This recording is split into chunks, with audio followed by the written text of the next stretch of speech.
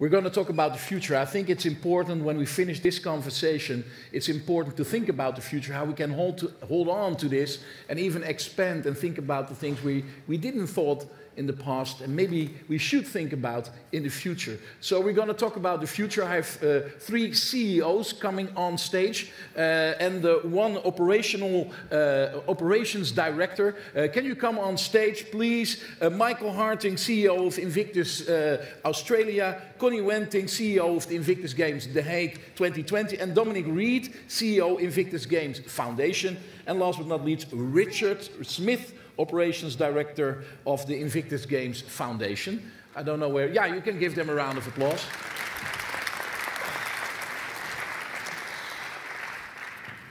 I want to add something. I would really love each and every one of you can join in their story, but because of time, you can imagine it's not possible. But please find one another, not only here, but in the nation's tent and throughout all these games, to talk about your story and to share your story. It's important that we share the stories together. So hopefully next time we'll have more time for your questions or your story. But this time we have to do it, and we're going to talk about the future. Richard has left the building already? No, he's on his way. He's on his way. Oh, Richard, where are you? I will tell you, he's such an amazing, humble person. Richard, come on stage. I know you. Yeah, I give him a round of applause.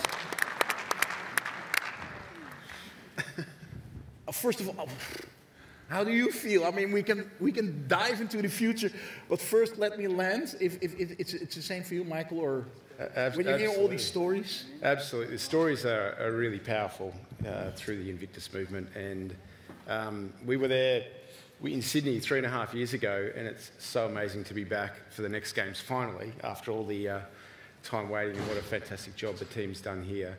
But it is the stories. It's so impactful hearing from the families. It's really what sticks with you through these games, and it'll be an emotional week. This is day one, and there's tears already. I want the reaction of all. Can Connie also react on what we just heard? I mean, yes, I'm humble. Very grateful, and to be in this place, and to hear these stories, because the Invictus Games itself and my journey for the last 5 years has been quite a bumpy road as well. And I think my initial idea to bring the games to the Netherlands was also because I know the power of sports and rehabilitation, because I was diagnosed with lung cancer when I was 19. So I had my story. So I thought, it helped me in my healing process as well. So, and then seeing everyone here on stage and sharing their vulnerable stories, and that's also why I, wanted to bring some extra focus on the friends and family bit, and the impact of trauma, on the transgenerational impact of trauma. So, I think we did the right thing. So I'm really pleased that we're here and that we've put this topic on the radar together. So I'm very, very humble and grateful. Dominic, of course, your...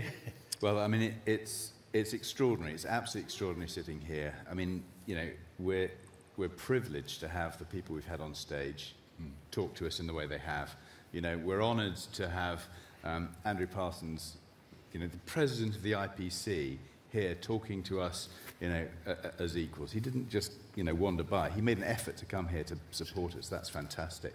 But, I met Wolf and Katrin yesterday for the first time, and they were, they were in a really quite a difficult place because he was being recategorized and it was very tense. Now, you know what?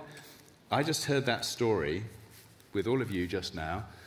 He's the guy we were trying to reach.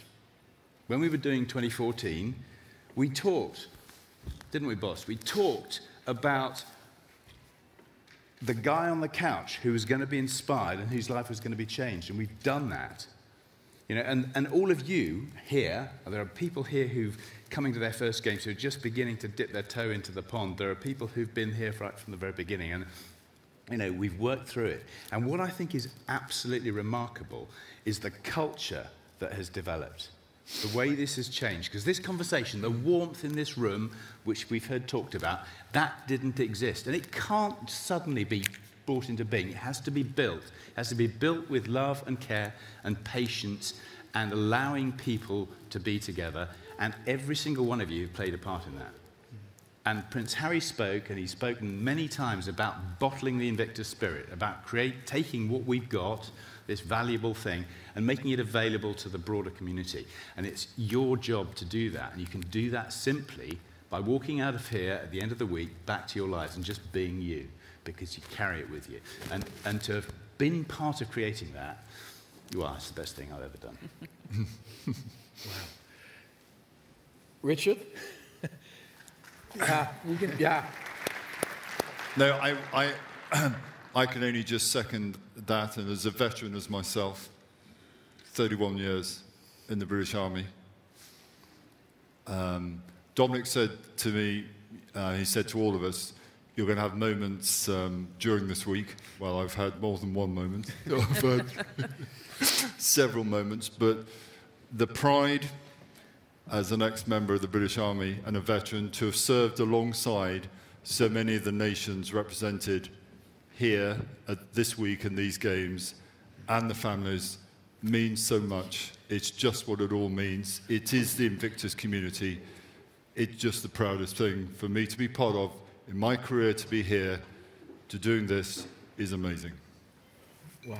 Wow. And I was glad that Tish was leading the second session, so I could not cry. Okay, we're going to talk about the future for a moment. Michael, to start with you, recently Invictus Australia was established, following the Australian, of course, hosting the Games in 2018. What has been the motivation and to get it off the ground, and also what was the reception in Australia? Well, the motivation hosting the Games in 2018, as we're seeing right now, is it's almost a once-in-a-lifetime experience for the community to bring people together, to affect change, to create greater connection. And coming out of those Games, and this is a conversation that no doubt is existing here, what happens when the lights turn off and everybody packs up the facilities and goes home? What can we do to continue to support veterans and their families? And there are lots of organisations in Australia, but the thing that is really powerful about this movement is its ability to bring people together. And when we started on the journey with the Invictus Games in Australia, there was general recognition across the community. You know, half of Australians knew what it was. By the time the Games left, nearly every Australian knew about the Invictus Games, who it was for, what it was meant to do, and to be able to bring the Invictus brand back to Australia now, and thank you to the IGF, who have been fantastic to work with in taking this leap of faith, is a connector. We're connecting with veterans and their families through the power of sport, and it's piggybacked off the Games, but it's now something we can do day in, day out for veterans and their families right across our nation. And in Australia, we've got about 600,000 veterans plus their families, so it's a large community, and only 32 members, plus about 50 to 60 family members, are here today. So there is a massive community back home. Many have applied and not been able to be here as part of that selection process. And many, Invictus Games is not necessarily their aspirational goal, but sport, engaging in community, finding purpose, they're things that are aspirational goals. Helping them through rehabilitation and health outcomes, or preventing, being proactive and helping to stop some of the issues arising later in life. That's what we're setting out to achieve back in Australia as a direct result of the Invictus Games. And so it's been really exciting, and I've got to say our public and our community and organisations and government throughout Australia are right behind this. Yeah, because I understood that you received a significant sum of the federal funding. Yeah. Yes. Yeah. I think that's absolute credit to what was done in 2018, and there's a few of the team here actually that worked with myself, including our chairman. You know, it was so powerful, and coming out of that and being able to bring Invictus back, the government is 100% behind it. So our federal government announced a nice funding boost to us in their federal budget a few weeks ago.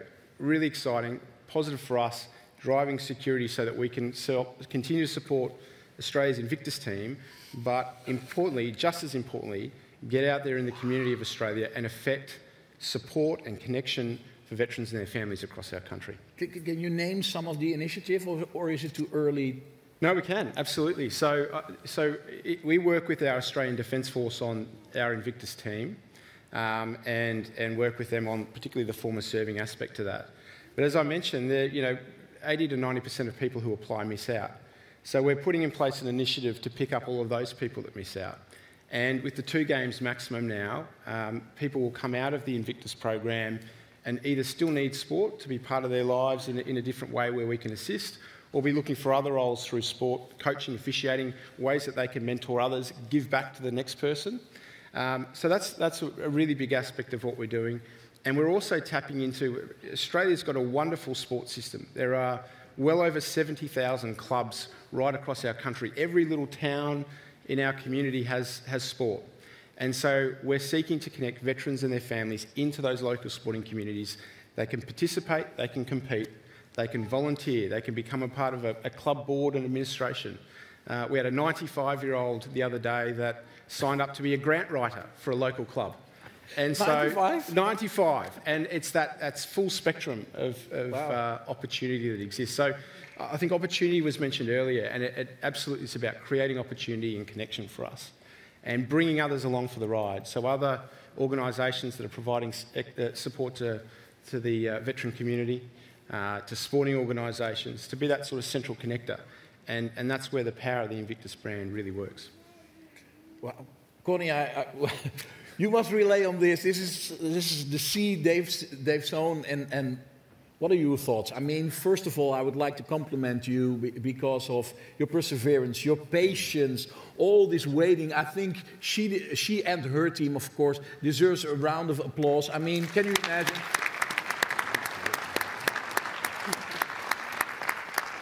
I mean, finally we are here, but can you relate to this? What are your thoughts of when Michael talking about this coming out of the games? Yeah, hopefully, of course, we can leave a legacy also based on the Invictus Games that are taking place this week in The Hague, because I think it's great to plant the seed this week as well, because luckily we have, a lot of people from the government here around, and to show the role of the armed forces, because I think in Australia, maybe in the UK, the perception of veterans is a little bit different than it is in the Netherlands. So hopefully we can put that in a positive way on the radar as well, and use the platform and the Invictus Games as a very good example of the power of sports, not just in the veterans community, but also around disability and about inclusion, the story that Andrew talked about. So I'm really glad that the Ministry of Defence, the Ministry of Health and Sports is supporting, and it's also here this week. And hopefully we can plant the seed to see, based on the good work you've done and the fact that you are willing to think about, franchising the Invictus model, because I think that's a very strong brand that we can build upon, to see how we could leave a legacy here, apart from, telling all these inspiring stories and making sure that all the voices are heard and that, people do speak out, and especially the mental health component is very important, if you ask me. But when we were talking for a lot of times together, you inspired me also, because we said it a little bit earlier, but you also want to focus on the next generations. And we heard it in the session before, but I think it was too short. And you had some very interesting thoughts about, how to influence the next generation, the children of. Absolutely. So I was glad it was mentioned in the earlier session already, because I think the impact if someone gets injured, either mentally or physically, you start with the person that is impacted and the patient, and then there might be some support maybe for the spouses. But what about the impact of the children? Because if your dad or your mom comes home being injured, from a mission, they tend to forget the children, and I think it's important that there's also platform, and that there's more attention to the impact of trauma on the next generation. We've seen it not only with the veterans, but I think the impact around the globe as well, because with the pandemic and the people in the front line in the health services, we shared some best practices already over the last 2 years. But I think the mental aspect and the moral aspect There's going to be a bigger challenge around the globe. So I think the 1.2 million people, the We the 15 that Andrew spoke about, there's so many people impacted. So let's take care and help each other, because I think especially the next generation is very important. Very important. We're going to have a very special week, don't we? Mm-hmm. I can't wait, it's the first official day, but I was so happy yesterday already to saw people dancing in the Nations Home and everybody mingling. Yeah, we shared the video. Yeah. You were dancing. I think it was Australia first. They were. I don't know. So I hope everyone is having a great week, and it's also making a next step in your healing and your rehabilitation process. So that was my motivation to bring the games to the Netherlands, and I've worked with these great guys to bring this on. So I'm really glad and so excited that it's finally going to happen. Wow. Dominic, hearing all of this, what goes on in your mind? I mean, share us a little bit about your thoughts. We're only here on day one. We are here on day one, and day 1.5, because yesterday was a pretty good start. Yeah. No, I mean, it's fantastic, and it's really good to hear all the positivity. It's really good to be sitting here with representatives of two incredible teams that we work with over time. It's fantastic to see Invictus Australia set up as it has. I think that's a real step forward, and it would be great to replicate that. Don't underestimate how much work goes into creating that and sustaining it. But what we're doing, what we're actually succeeding in doing, is what I think Prince Harry always wanted, which is to expand this notion, this community, this way of being. And sitting where I was sitting when we started it, it was pretty foggy out on the edges. Okay, great idea, let's do that. But there's only a few of us, and how are we going to change the world? We all want to do that, but we have succeeded in doing that. And it's working because relationships are allowing possibilities to be created. And clearly, there's a fantastic model in Invictus Australia, and that's a model we'd love to replicate. But we've got to do that in a way that continues to develop and to export this culture, this attitude, this essence, which is what you see and what you feel. What's the basis of the stories that we hear and the moments that we all feel? And I think we're in a really good position to do that. I think we've got a lot of really interesting work to do. I think it's fantastic that we were asked to become a founding partner of We the 15. I think We the 15 is a really valuable 10-year program. And one of the things that I learned that I didn't know, I mean, we know that in our cohort, in our community at Invictus, pretty much everybody has an acquired impairment. That's fairly self-evident. But the same is true with global disability. 80% of the world's disabled have acquired that disability. And that completely blew me away, because I didn't think that was the case at all. So there is a reciprocity there. There is a work that we can do together to make the whole acceptance and understanding of disability greater. And Prince Harry's led a fantastic change in the conversation around mental health and around service, and those, we just got to keep that going. Wow, yeah. You can give a round of applause to that. I mean, it's... When you think about it, then you let it go inside of your head, it's so big. It's big, yeah. But it's so good at the same time. So we're working on that day by day, actually. From the legacy of the past, we're going into the future. Before we have some closing words of Richard, did we have to mention something before we close up?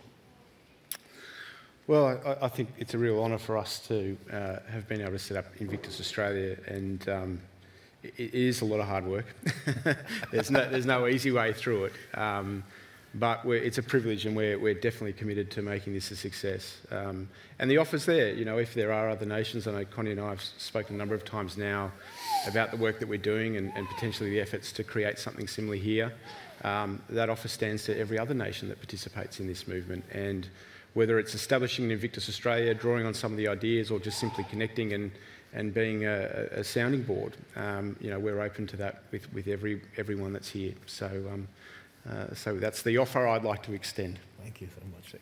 Connie. Yeah, closing remark. The only thing I'd like to say is that I'm really feeling part of the Invictus community and the Invictus family. Of course, I've been in Australia, and you know, with the whole journey that we went through, I hope everyone has an amazing week. And you know, making the next step in your healing is, I think, the most important part. Whatever way, how, with or without a medal, I think, you know, being here is a big achievement already. So hopefully I'll see you around, and I'm really looking forward to see some sports as well. So grateful and glad that we finally kicked it off, and you know, I hope it's a blast, and you know, have fun, and please be happy. Yeah. Connie, I had to add something. You don't know that because I was walking behind you, but when we had to go to the entrance, of course everybody should be checked. And I've been at a lot of events, small, big events, and normally you have an extra entrance for, you know, the leaders of these events. And you were just one of everybody. I think that signs for you, it says who you are, it says what the games are all about. Everybody is on the same level. It doesn't matter if you're the CEO or you're a competitor or you're family or friends. Connie, thank you for that moment when I was walking behind you and I saw you just walk in like everybody else. Thank you for that moment. Thank you. Yeah. I think, Dominique, your final thoughts before we go into Richard's. Okay, couple of thoughts. So first of all, obviously, thanks to Connie, amazing resilience and determination, and thanks to Mart, and thanks to the board, and thanks to the team. Thanks for taking the risk and sticking with it. Without them, there wouldn't be a continuing Invictus movement. So that's the first and most important thing. For me, it's about the individuals.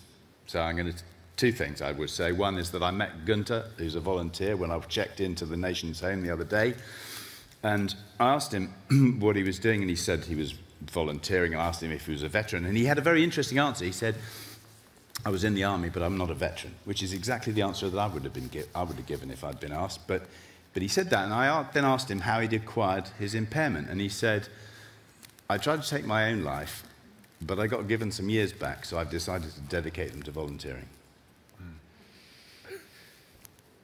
So there are those guys. And then I met Wolf.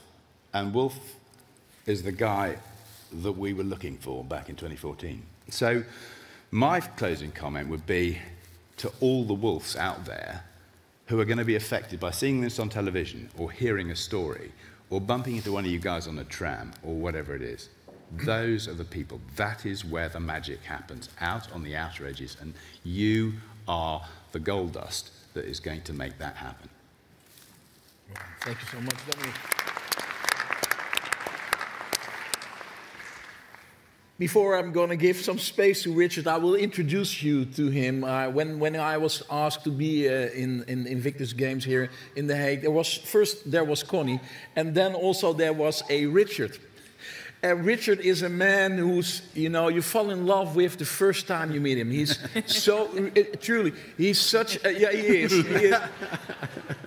He's such a humble personality. He's so nice. He thinks about all these things, you know. I'm like, he could be my mother in a way. You know? He really is. He really is. And I know this next moment is not his favorite moment because he likes to work on, you know, not to be seen. But I thought it was really nice, Richard, that you are going to close up with us and some final thoughts of you. So please welcome Richard with a... Stand up, please, Richard, for one moment. Don't sit down. Oh. Well, Rob, that's really kind. And actually, if I was your mother, and as my mother would say, will you sit up, please? Because all this lounging around on the armchair, I don't know where that's come from. But how do I begin to summarise what has just been an amazing couple of hours with you? As a joint event as well between the IGF and IG 2020, and it's all about sharing experiences and best practice, and boy, have I learned so much today. And what I like to do is I've just been sort of noting, I think there's just a few themes which have come out, which have just struck me, which I've learned throughout the course of these 2 hours. I'd just like to share with you, because I think they summarise what we've heard. In session 1, we heard from Andrew and Marcellus. Thank you so much. And Dominic mentioned it, the 1.2 billion of the world who have a disability. And Andrew just encouraged us to think of as wide as we could about disability, not just physical disability, but social disability. How we approach people with a disability was very powerful to me. And then for Invictus, as Dominic mentioned, 80% of that 15% who have that disability acquire it during their lifetime. Well, there's such a resonance with everyone here in the room in that fact. And then Andrew talked us through the power of sport. Change starts with sport. And he talked about the global reach of sport. Obviously the Paralympics, but also Invictus as well, and what we're here and what we're doing, and that ability to reach and that global reach.